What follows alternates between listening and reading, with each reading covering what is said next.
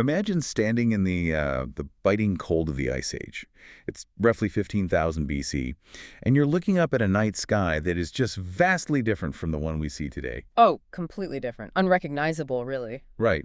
The Milky Way isn't just this faint little smudge. It's this brilliant, thick band of light, and the core of it is just perfectly framed by the horizon. Now, I want you to imagine looking down from that prehistoric sky and finding, well, a machine. But not, a machine with gears or wiring or anything like that. Exactly. Not metal and wires. A million-ton stone complex just Yeah. buried in the sand, engineered with this, terrifying precision. Its footprint exactly mirrors the wobble of the Earth, perfectly tracking those specific Ice Age stars. And the wildest part, the entire complex was built to solve a single, universe-altering algebra equation. Yeah, it's a stunning visual, honestly, and it gets right to the absolute heart of what we're dissecting today. Because we are looking at a framework that basically demands we completely abandon the idea that these ancient structures are just, vanity tombs for kings. Yeah. Yeah, exactly. Piles of rocks for dead pharaohs. So you're here because you love to be challenged, right? You love those moments where a new piece of information just clicks, and suddenly the entire world looks different. Today, we're exploring a paradigm shift of massive proportions. Our mission on this deep dive is to explore something called the Eternum Nexus. Right, the Eternum Nexus, Right. which is a framework detailed in a text called the Transdimensional Unified Field Theory V3. Yeah, or TDUFT, written by George James Dukas. Now, before we take a single step further, I want to establish some ground rules for you, the listener. Because, the claims here are huge. Incredibly important to do that given the sheer scale of the source material. It's a lot. It is a lot. Yeah. So we are going to be looking at the facts, the geometric measurements, the physics, and the really bold philosophical assertions presented in this TDUFT report with strict impartiality. We are not here to endorse this as the new absolute truth. Nor are we here to debunk it. We're just here to read the blueprints. We are asking you to suspend your disbelief, maybe put aside what you learned in your middle school history class for a bit, and simply follow the math. Because if the math holds up and the author brings, a mountain of data to say that it does, the implications are just staggering. The core thesis we are evaluating today is that reality itself, like the actual physics of the universe, is built upon a very specific mathematical equation. An equation the text calls the creation bridge. Exactly, the creation bridge. It's an algebraic threshold. It's the exact mathematical moment where the universe transitions from a closed, dead, symmetric mineral state into a living, conscious, generative state. And the author posits that the pyramids are not tombs, but physical hardware for this equation. Yes, a unified interplanetary mathematical codex. A literal pedagogy written in stone to ensure that this specific math survives deep time. Okay, let's unpack this, because if we're going to understand this creation bridge, we have to understand the two sides of the canyon it's trying to cross, right? And that brings us to the first massive hurdle in the text. The source material completely reframes the relationship between the two most famous pyramid sites in Egypt. So we're talking about Saqqara and Giza. Right. And if you look at the mainstream archaeological consensus, there's a very clear linear evolutionary timeline. Right, the whole trial and error narrative. We are all taught that, early on, the ancient Egyptians built these flat-roofed tombs called mastabas. Then, some brilliant architect named Imhotep decided to stack a few of these on top of each other for Pharaoh Djoser, creating the stepped pyramid at Saqqara. Which is viewed as primitive, rough around the edges. Yeah, a prototype. And then over centuries, they supposedly learned how to cut stone better, figured out the structural engineering, maybe went through a few failed attempts like the bent pyramid. That trial and error phase. Exactly. Until they finally achieved perfection with the smooth, gleaming sides of the Great Pyramid of Giza. That's the story. But the TDUFT framework explicitly rejects every single aspect of that timeline. The author argues that this is fundamentally a monumental misconception. So wait, the author's saying they didn't just get better at building over time. Because, to play devil's advocate for a second, that mainstream timeline makes intuitive sense. It does make sense. Right. Human technology evolves. We went from the Wright brothers to the Apollo missions. It makes total sense that they went from a stepped, blocky pyramid to a smooth, perfect one. So why does the text just throw that out entirely? Because the text argues that we are fundamentally misinterpreting the physical shapes of these buildings. We're looking at them as aesthetic, architectural choices. Oh, rather than functional shapes. Exactly, Yeah. rather than functional mathematical states. According to the source material, Socorro and Giza are not sequential experiments. One is not an improvement on the other. They are a simultaneous operational pair. A simultaneous pair, so they go together. Yes. They are two halves of a single mathematical theorem solving the ancient problem of squaring the circle, but they are solving it in two entirely different necessary mathematical states. Okay, we need to slow down for a second and define squaring the circle, because that phrase gets thrown around a lot in history and philosophy. What does it actually mean physically in this specific context? Sure, so squaring the circle is a classical geometry problem. The goal is to construct a square that has the exact same area or the exact same perimeter as a given circle using nothing but a compass and a straight edge. Right, the ancient Greek rules for geometry. Exactly. And it represents the ultimate union of the infinite and the finite. The circle represents the infinite, the transcendent, the heavens, because pi is an irrational, never-ending number. It just goes on forever. 3.14159 and so on. Right. And the square represents the finite, the material, the earth, because it is grounded, it's measurable, it's rational.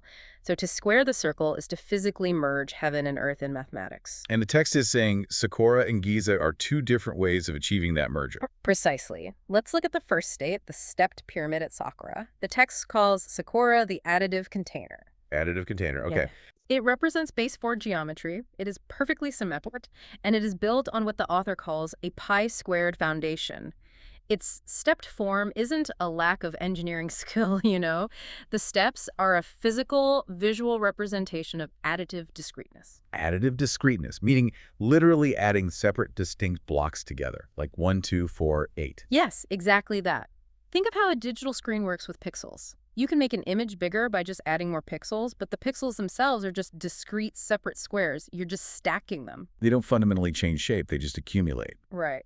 Mathematically, the text points out that Socorro features an equal area outer circle with a radius of approximately 1.128 and a slope of 48.2 degrees.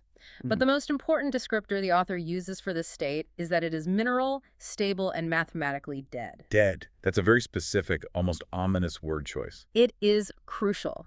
Socorro is the before state of the universe. It's a system in perfect equilibrium. To understand this, visualize a crystal lattice. Think of a grain of salt, like a perfect little cube. Okay, got a salt crystal in my head. As a crystal grows, it is highly structured, and it repeats its geometry perfectly over and over. It scales up by just copying its closed symmetry, but it doesn't grow in a biological sense. Right, a crystal isn't alive. It doesn't adapt to its environment. Exactly. It doesn't generate new proportions. It is closed. That is base 4 geometry. That is the additive container. Okay, I'm looking at the blueprint in my mind now. Socorro is the grid. It's the baseline reality. It's the crystal. So what is Giza? Giza is the multiplicative resonator. Giza represents what happens after a very specific geometric event occurs. The text describes this event as a 16-degree harmonic rotation that physically breaks the perfect symmetry of the base 4 container. Okay, I have to push back here because this is where the terminology gets incredibly dense for the listener. What physically is a 16-degree harmonic rotation? Are we talking about like an earthquake twisting the building? Are we talking about a literal giant stone gear turning inside the pyramid? No. It is a mathematical torque, which is then physically modeled in the architecture. So imagine you have a perfectly square, rigid metal grid. That's our base 4 Socorro state. Okay, a stiff metal grid. Now imagine applying a twisting force, a torsional stress, specifically at a 16-degree angle relative to its center.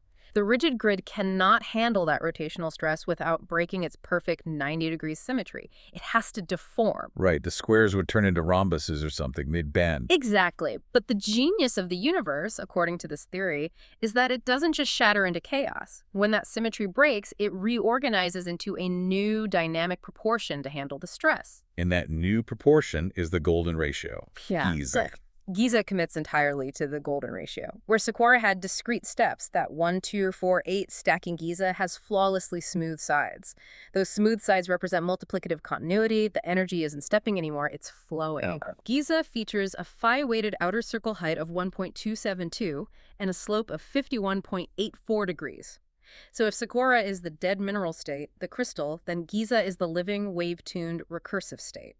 The golden ratio allows a system to grow continuously while perfectly maintaining its center of gravity and its internal proportions. So the author is arguing you simply cannot have this operational sequence like you cannot manifest the golden ratio of Giza without first proving the perfect fourfold symmetry of the square at Saqqara. Yes. You cannot have an asymmetrical break if you haven't first defined the perfect symmetry that is being broken. I see. But let's pause and look at the sheer logistics of this claim, right? If I'm hearing you correctly, the antediluvian builders didn't learn how to build better over time. They built a giant, millions of tons stone calculator just to hold a mathematical before state. That's the claim. It's like saying someone built a massive, perfect caterpillar out of solid granite, just so the stone butterfly a few miles away makes contextual sense. Why on earth would a civilization expend that much labor and use millions of tons of limestone and granite just to leave a mathematical breadcrumb trail? And that is the exact question the author anticipates. The use of millions of tons of stone is not a side effect, it is the core feature. What's fascinating here is that the builders were engineering for deep time. Deep time, like surviving the ages. Exactly. If you want to transmit a fundamental law of physics to a civilization that might exist 50,000 or 100,000 years in the future, you cannot use paper. You cannot use digital hard drives. They just degrade. Right. And you cannot use metal, which either corrodes or just gets melted down for swords by the next Bronze Age culture that wanders along. You use the planet itself. Yeah. You use geology. You use synthetic mountains. The builders weren't trying to show off their masonry skills. They were encoding the base logic of reality in the only medium that survives planetary catastrophes. Saqqara has to exist in stone to physically anchor the baseline symmetry, the container. Giza has to exist in stone to physically anchor the symmetry mark, the resonator. They are two parts of the exact same machine operating across the landscape. Precisely. Okay, so if I accept the logic that they built a giant stone caterpillar and a giant stone butterfly, there is still a massive missing piece here. How do you actually get from the caterpillar to the butterfly? What are the mechanics of that 16-degree rotation? What triggers the change from the dead mineral to the living ratio? This is where we cross what the text calls the creation bridge. We are moving from the closed symmetric binary addition, the 1, 2, 4, 8 sequence of the mineral world, into the open living Fibonacci sequence. The Fibonacci sequence, that's the one that goes 1, 1, 2, 3, 5, 8, 13, where each number is just the sum of the two before it. Yes. And to force a universe to switch from that first closed sequence to the second living one, you have to introduce a mathematical demand. The system demands self-similarity. Self-similarity, meaning the part mirrors the whole. Exactly. Think of a fractal. You demand a proportion where the smaller part relates to the larger part exactly as the larger part relates to the entire whole. When you impose that strict demand on the mathematics of space, the system generates a very specific quadratic equation to solve it. Okay. That equation is x squared minus x minus 1 equals 0. Now, I know some of you listening just felt your blood pressure spike at the mention of a quadratic equation. Yeah. Total high school algebra flashbacks. It can be intimidating, yeah. But let's demystify this. We aren't just reciting formulas to be pedantic. We are talking about how a physical shape comes into existence. Yeah. How does x squared minus x minus 1 equals 0 build a pyramid? To understand how it builds a pyramid, we have to look at the roots of that equation. When you solve it, you get two answers. One is phi, the golden ratio, which is approximately 1.618. The other root is its conjugate, ci psi, which is approximately negative 0.618.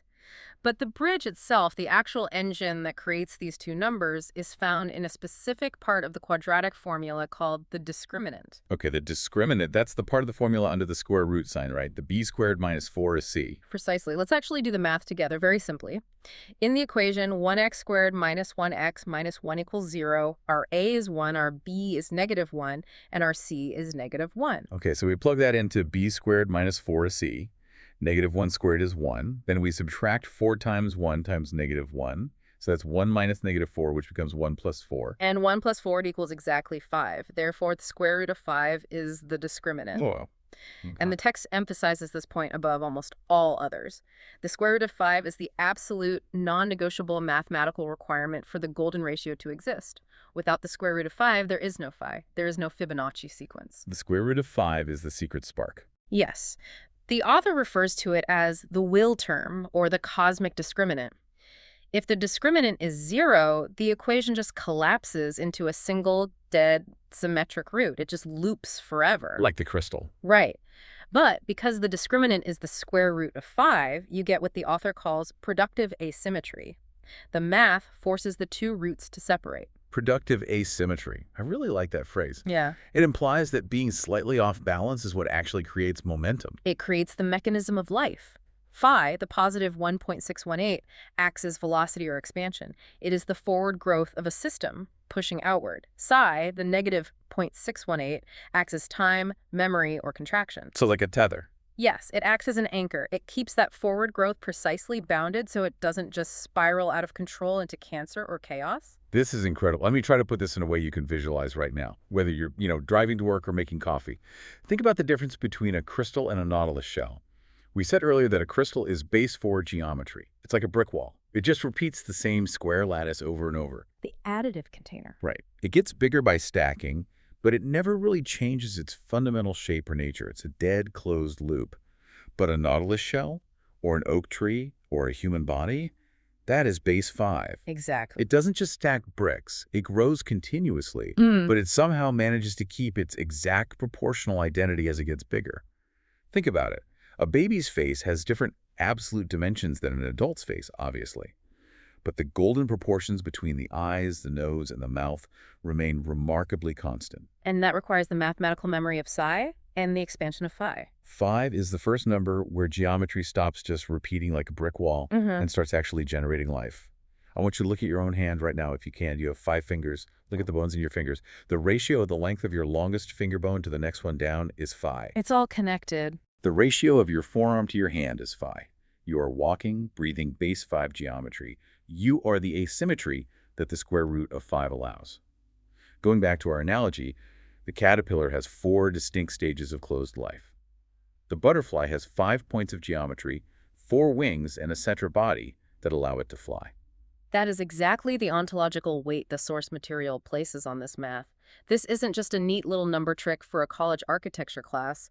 The author is arguing that the square root of 5 is the literal threshold of physical existence and consciousness. But hold on, let's look at the map of Egypt again. If Saqqara is the physical monument for base 4, the dead container, and Giza is the physical monument for the living golden ratio, where is the monument for the number 5? That's the logical next question. Right, where is the physical hardware that represents the cosmic discriminant? There isn't a massive 5-sided pentagonal pyramid just sitting in the desert between Saqqara and Giza. You are absolutely right. There isn't one in Egypt. In fact, according to the TDUFT framework, the third component of this planetary codex isn't on Earth at all. Let me brace myself. Where is it? It is located on the Cydonia plane of Mars. Okay, we are going to Mars. We have to if we are following the framework's logic. The text explicitly points to a feature known as the DNM pyramid. The DNM pyramid. I think I've heard of that. It was photographed initially by the Viking orbiters back in the 1970s. It is a massive, 5-sided pentagonal structure. And pentagonal geometry, mathematically speaking, is the natural native habitat of phi. How so? Connect the shape to the number for me. It's baked right into the geometry. If you draw a perfect regular pentagon and you take the length of the diagonal line connecting any 2 non-adjacent corners and you divide that length by the length of one of the outer sides, the answer is exactly phi, 1.618. Wow. You cannot separate phi full geometry from the golden ratio, and you cannot separate the golden ratio from the square root of 5. They're just fundamentally mathematically entangled. So because it's a pentagon, it mathematically screams the number 5, which produces the golden ratio. Precisely. The source material explicitly names this Martian structure as the announcement monument. The announcement monument, that's an interesting distinction. It is. Saqqara and Giza demonstrate active mathematical solutions. They are the container and the resonator. The DNM pyramid doesn't demonstrate a solution, it simply names the hitter discriminant. It announces the square root of 5. It just stands there, at a planetary scale, declaring the mechanism that makes Saqqara and Giza possible. Okay, I have to step in here and speak for the listener. We just took a massive leap. We went from ancient Egyptian architecture to a highly specific geometric structure on Mars, supposedly built by what the author calls antediluvians, a pre-flood, highly advanced civilization. It is a profound shift in scope, yes. And we promise to be impartial, and I really want to maintain that. Just to be clear to you as listening, we are not stating as absolute scientific fact that an ancient race of beings flew from Earth to Mars to build a geometry puzzle. But we are exploring the author's incredibly detailed logic. Why does the author believe this geometry has to exist on multiple planets? If we connect this to the bigger picture, the author introduces the concept of the planetary lattice. This goes back to the core thesis. The Eternum Nexus isn't just human math. It isn't an Egyptian cultural invention. It is the physics of how consciousness manifests in the universe. The actual physics of consciousness. Right. If the square root of 5 is the requirement for life to emerge from dead matter, then any planet residing in a stellar habitable zone, a zone capable of supporting consciousness, would require this geometry to anchor the physics of life. So it's almost like installing an operating system on a piece of hardware. The planet is the hardware, the habitable zone is the power source, but you need the OS, the Eternum Nexus, installed to actually run the program of consciousness. That is a perfect analogy. The author calls this geometric installation a transdimensional knot. It anchors the golden field to the planetary mass. In our solar system, Earth and Mars are the two planetary bodies residing in the habitable zone. Therefore, both require the geometric anchor. But Mars is a dead planet. There are no conscious beings there now to utilize this transdimensional knot. And the text addresses that with a rather stark, haunting speculation. The author theorizes that the Martian civilization may have destroyed itself millions of years ago, perhaps through a cataclysmic atmospheric loss or, a nuclear event that ruined their biosphere. So it serves as a warning. Yes, a profound commentary on free will within this framework. Meaning the math provides the harmony, it provides the structure and the potential for conscious life, but it doesn't force you to maintain it. It doesn't save you from your own choices. Exactly. And that ties directly into the profound implication of the word eternum, meaning eternal. The builders of this network, whether they originated on Earth, Mars, or elsewhere, understood that their own civilization, their own species, would not last forever. Cataclysms happen. Asteroids hit. Ice ages come and go. Right. So they built at a planetary scale. They built using millions of tons of bedrock so that the mathematical equations would survive the inevitable resets of civilization. So they wanted the core code of reality to survive until another intelligence, meaning us, the current iteration of humanity, matured enough, developed enough orbital satellites and surveying equipment to read the stone and finally understand the math. They weren't building tombs for their egos. They were leaving a permanent, indestructible hard drive for the next species that learned how to do algebra. Oh, it's an incredibly humbling concept. But let's bring the focus back from Mars to Earth. We have this massive interplanetary machine, this network of synthetic mountains. How exactly is it calibrated? I mean, any machine, especially an operating system, needs a clock, right? How does a pile of static stone tell time? It tells time using the slowest, most massive pendulum available, the wobble of the Earth itself. The source material argues that the entire Giza Plateau is, in fact, a massive precessional clock, and it is permanently frozen at a very specific epoch, 15,000 BC. Okay, so we're back in the Ice Age, the scene we started the deep dive with. But we need to break down the mechanics of this clock for a second. What exactly is precession for those who aren't astronomers? Think of a spinning top. When you spin a top on a table, it spins very fast on its axis. That's like the Earth rotating every 24 hours, giving us day and night. Right. But as the top loses momentum, the top of the axis itself starts to trace a slow, lazy circle in the air. It wobbles. The Earth wobbles. Yes. The Earth's axis isn't perfectly straight up and down. It's tilted. And over a period of roughly 25,920 years, the angle of that tilt slowly sweeps out a massive circle in the heavens. This is called axial precession. Oh, I see. Because the axis is pointing at different parts of the sky over that 26,000-year cycle, our North Star actually changes. Today, our axis points at Polaris. But in 3000 BC, it pointed at a star named Thuban. And crucially, because the Earth is wobbling, the constellations appear to slowly drift against the background of the horizon over thousands of years. Precisely. In the precessional cycle, the Earth's axis wobbles exactly 1 degree every 72 years. Let me just grab that number. 1 degree every 72 years. Now, earlier we talked about the trigger for the creation bridge. You said Giza was built to represent a 16-degree harmonic rotation that breaks the symmetry. Let's do the math. If you take that 16-degree symmetry break, the mathematical pork we discussed, and you translate it into physical time using the precessional clock. 16 degrees multiplied by 72 years per degree. That equals exactly 11,152 years. So the math equation is directly linked to the movement of the planet. But how is that 16-degree angle actually measured on the ground at Giza? If I'm an archaeologist out there with a surveyor's transit, Where do I set up my tripod to find this? The text claims that the true geometric origin point of the entire Giza site isn't the center of the Great Pyramid, which is what most people assume. The anchor point is the entrance to the Sphinx Temple, located exactly 60 meters due east of the Sphinx's body. The Sphinx Temple. Okay, so I set up my transit right there. What am I looking at? If you stand at that exact origin point and cast a line outward at a positive 16-degree angle, that line will perfectly intersect the exact center of the Khufu Pyramid, the Great Pyramid. Oh, wow. And if you cast a second line at a negative 16-degree angle, it perfectly intersects the exact center of the Khafre Pyramid, the second largest. So the two main pyramids are physically locking in the 16-degree symmetry break relative to the Sphinx Temple. Yes. And if you mirror that geometry westward, projecting those lines out to a specific geodetic point the text identifies as a prime meridian marker, you create a massive, perfect 32-degree rhombus that blankets the entire plateau. A 32-degree rhombus. Because positive 16 and negative 16 gives us an aperture of 32 degrees. But why is a 32-degree viewing window significant? Because the builders were calibrating the ground to the sky at a very specific moment in time.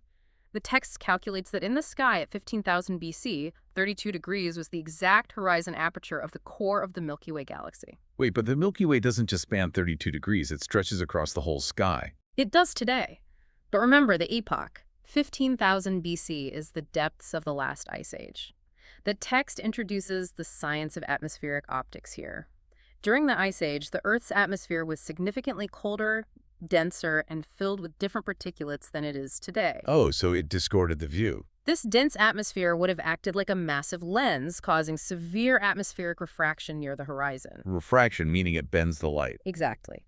The author calculates that this ice age refraction would have optically compressed the visible band of the galactic center as it hit the horizon, narrowing the visible window of the Milky Way core to fit perfectly within that 32-degree aperture dictated by the pyramids. That is absolutely mind-bending. The architecture is literally a lens designed to view the galaxy through an ice age atmosphere. And it gets even deeper. At that specific epoch, 15,000 BC, the precessional clock of the Earth meant that the north celestial pole was located near the star Delta Cygni in the constellation Cygnus. Furthermore, the constellations of Orion and Sirius, which we know are the most highly significant stellar bodies in later Egyptian mythology, were at their absolute lowest declination in the 26,000-year cycle. They were at the very bottom of the pendulum's swing. So let me try to summarize this for you, the listener, because the sheer density of data here is just staggering.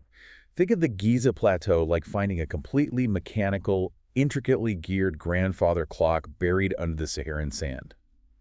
Only the gears aren't measuring seconds, minutes, or hours. No, not at all. The gears are measuring the slow, 26,000-year wobble of the entire planet. And the hands of the clock, the actual pointers, are million-ton stone pyramids, and they are pointing perfectly at a celestial arrangement of stars that has not existed since the ice sheets covered North America. The builders seamlessly integrated geodesy, which is the science of measuring the Earth's physical shape, with atmospheric optics and precessional astronomy, all into a single static ground plan. You mentioned geodesy. Does the site actually measure the Earth? Down to a terrifying margin of error. If you take the equalized side length of that 32-degree rhombus we drew over the plateau, which the text calculates to be 678.1 meters, and you multiply that length by 60,000, you get 40,686 kilometers. And what is the actual modern satellite-measured circumference of the Earth? 40,075 kilometers. 40,686 versus 40,075. That is a near-perfect 1 to 60,000 scale model of the planet, built out of quarried limestone blocks. It is just layer upon layer of nested data. The geometry holds the algebra, the layout holds the astronomy, and the dimensions hold the geodesy. Okay, we have spent a lot of time hovering above the plateau, looking at the macro scale, the planetary lattice, the astronomy. But I want to pivot. I want to zoom in. We need to go inside the hardware. Right into the structure itself. Because if this is a transdimensional machine, if it's an operating system for consciousness, what does the internal circuitry look like? What is the actual function of the architecture inside the Great Pyramid? To understand the internal function, the text directs our focus to the most central, most enigmatic room in the structure, the King's Chamber. This is the room made entirely of massive, precision-cut red granite blocks, completely bare, containing only a lidless granite box or sarcophagus. Yes, and structurally, the King's Chamber is built to a flawlessly precise 1:2 ratio. Its length is exactly twice its width. Now, within the logic of the TDUFT framework, every geometric choice poses a mathematical question. So the room itself is asking a question. The 1-to-2 ratio is a physical representation of an algebraic problem. Yeah. What self-similar proportion bridges the numbers 1 and 2? How do you get from unity, the 1, to duality, the 2, while maintaining proportion? And we actually already answered that question earlier. The answer to the self-similarity demand is the golden quadratic equation. Which yields our cosmic discriminant, the square root of 5. So the very dimensions of the room are literally asking the mathematical question of creation. It's a riddle in stone. Exactly, but it's not just asking the question. It's built to process the answer. Look at the architecture directly above the king's chamber ceiling. There are 5 massive stacked granite relieving slabs, separated by small, empty void spaces. Traditional Egyptology says those are just structural elements, right? To keep the massive weight of the pyramid from crushing the chamber. But TDUFT disagrees vehemently. The text interprets these 5 stacked tiers not just as load-bearing architecture, but as physical hard drives. Hard drives. They are 5 discrete, stacked memory layers, and notice the number 5. They correspond directly to the 5 of the living discriminant, the square root of 5. So the geometry of 5 is stacked right above the 1-to-2 ratio room. Yes. And flanking the chamber, there are these highly unusual alternating stone and void piers. The author compares these structures to DNA-like energy buses in a computer motherboard. Energy buses. What kind of energy are they carrying? We aren't talking about electricity here, are we? No, the text specifies that they are designed to carry acoustic and electromagnetic information. And this is where we have to look at the entire internal layout as a functional circuit. The sequence of chambers leading up to the king's chamber, the steep descending passage, the ascending corridor, and the massive, corbelled grand gallery act as a highly sophisticated security protocol. A security protocol. How does a stone corridor act as a lock? Through acoustic resonance and pressure differentials. Think of the grand gallery. It is a soaring, narrow room with a stepped, corbelled ceiling. Acoustically, it functions incredibly similarly to a Helmholtz resonator. A Helmholtz resonator, so it manipulates sound. All right. If you introduce a specific frequency of sound into that gallery, the shape of the room amplifies it, organizes it, and directs it toward the king's chamber. So it's not a lock requiring a physical key. It's a lock requiring a specific harmonic frequency. Exactly. The text posits that you have to meet specific atmospheric pressure, spatial orientation, and acoustic resonance conditions to unlock the energy flow at each level of the pyramid. The corridors are a series of filters. Yes. Only the correct signal can propagate all the way up into the king's chamber. And what generates that signal? What is the final component of this circuit? The final component, according to the source material, is the human body. The human body lying inside that lidless granite sarcophagus. Yes. The human form is the ultimate expression of the base 5 living geometry. The text posits that a trained human initiate, lying within that highly resonant granite box, couples their own biological electromagnetic field to the massive stone hardware of the pyramid. So the pyramid acts as a macroscopic transducer. A transducer, exactly. Converts one form of energy into another. By matching the harmonic frequency of the king's chamber, the human consciousness is able to interface with the planetary lattice. Wow. The pyramid allows the biological circuit to download structured, multidimensional knowledge directly from the vacuum lattice of the universe. It's an interface, a zero-point energy terminal for the human mind. The machine requires the human to run. And it is precisely at this juncture, the interface of human consciousness and universal physics, that the author introduces the most profound and perhaps controversial overlay of the entire framework. Oh, very good. The text maps these advanced quantum geometric concepts directly onto classical theology. Theology. We are moving from quantum physics to religion. The author argues that they are the same thing, just described in different languages. This raises a crucial question about the nature of order, harmony, and what sustains the universe. The source material argues that the universe isn't just cold, deterministic math. Right. The math, the golden ratio, the square root of 5, is held together by a conscious presence. And the text defines that sustaining presence as love. I want to tread very carefully here, because we are touching on deeply held, sacred concepts for billions of people. The text explicitly draws from the Book of Enoch and classical Christian theology. To be clear to you, the listener, we are strictly exploring how the author of the report uses this ancient religious framework as a lens to understand quantum geometry. It is a fascinating intellectual exercise. We are simply reporting the author's synthesis. Absolutely. The text suggests that the antediluvian builders, the architects of this planetary lattice, didn't fragment their understanding of reality. They didn't separate science, architecture, and spirituality into different university departments. They practiced one integrated symbolic science. Right. So how does the Christian concept of the Trinity or Christ map onto a pyramid? In this view, the concept of the Logos, the divine word or divine reason, was present as a geometric pattern long before it was expressed as a historical narrative. Interesting. The author maps it out architecturally. The base of the pyramid, the foundation, represents the numbers 1 and 2, unity and division. This is designated as the Father domain. It is the unmanifested potential. The closed circuit. Right. But the king's chamber, located higher up in the structure, is built on a 3-4-5 right triangle geometry. 3 is the triad, 4 is the embodied order, and 5, as we've established, is the living bridge. Okay, so the chamber represents the bridge. Therefore, the king's chamber represents the Christ or mediator domain. It is the geometric location where heaven, the infinite, and earth, the finite, are united through the living discriminant. It's the physical location of the creation bridge. Exactly. It's a literal mapping of theology onto physics. And the author takes this even further, reframing the concept of original sin.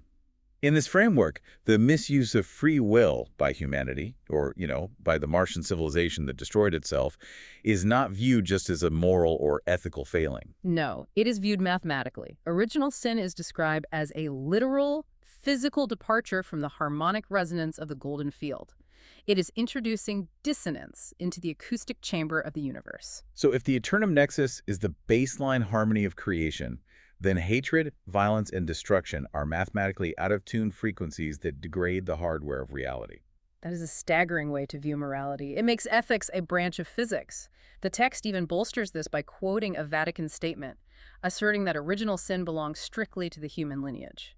Yes, the author uses that Vatican stance to argue that the existence of extraterrestrial life, like the builders of the Mars anomaly, is perfectly acceptable within classical theology because the harmonic math of the universe is universal, while the specific dissonance of human history is local to us.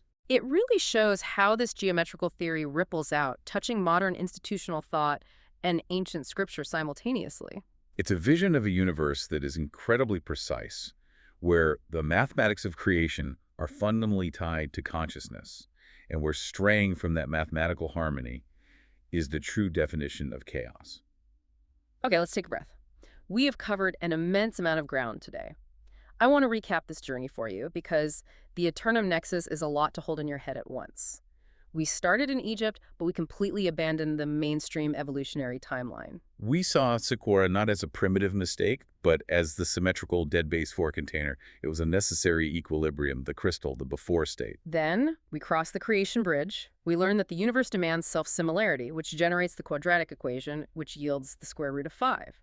We saw how this cosmic discriminant was announced loudly across the solar system by the massive 5-sided pentagonal geometry of the D&M pyramid on Mars. From there, we arrived at the after state, the living, asymmetrical, base 5 golden ratio manifested in the smooth, multiplicative resonance of the Great Pyramid of Giza. We decoded the mechanics of the machine. We saw how this massive system tells time via a 15,000 BC precessional clock, using the 72-year wobble of the Earth and a 16-degree angle to map the Ice Age stars through a 32-degree window. We saw a perfect 1 to 60,000 geodetic model of the planet, hidden in plain sight. And finally, we looked inside the hardware. We explored the 1-to-2 ratio of the King's Chamber, the 5 acoustic hard drives, and how the architecture might literally function as a zero-point interface for human consciousness, blending quantum physics with an integrated theology of the Logos. It is a framework that absolutely refuses to fragment human knowledge. It demands that we look at algebra, geology, orbital mechanics, and theology as one single cohesive language. It demands that we recognize the universe as a living system, sustained by harmony, and that we are active participants in maintaining or destroying that resonance. And that profound responsibility leaves us with one final, lingering thought. The text calls Earth and Mars nodes in a solar system-wide lattice of phi resonance. It says these geometric anchors were placed in the habitable zone, specifically to seed and support consciousness. But our universe is unimaginably vast. The Goldilocks zone of a G-type star like our Sun is just one way to harbor life. We are already theorizing about subsurface oceans and exotic biochemistries. If the eternum nexus is truly a universal law, a permanent cosmic operating system required for consciousness to emerge anywhere in the cosmos. What happens in the future? What happens 50 or 100 years from now, when our deep space probes finally melt through the miles of ice on Jupiter's moon Europa, or when they pierce the thick orange smog to land on the liquid methane lakes of Saturn's moon Titan? It's a fascinating question. What happens if the cameras turn on in that alien darkness, and they send back an image of a massive, perfectly carved, five-sided pentagonal geometry sitting on the ocean floor? If the discriminant of creation is everywhere, if the math is truly eternal, maybe we aren't the main characters of reality. Maybe we are just one tiny local equation in a vast, teeming universe that has been waiting millions of years for us to finally look down at the dirt, look up at the stars, and figure out the math. Keep questioning, keep calculating, and we'll catch you on the next deep dive.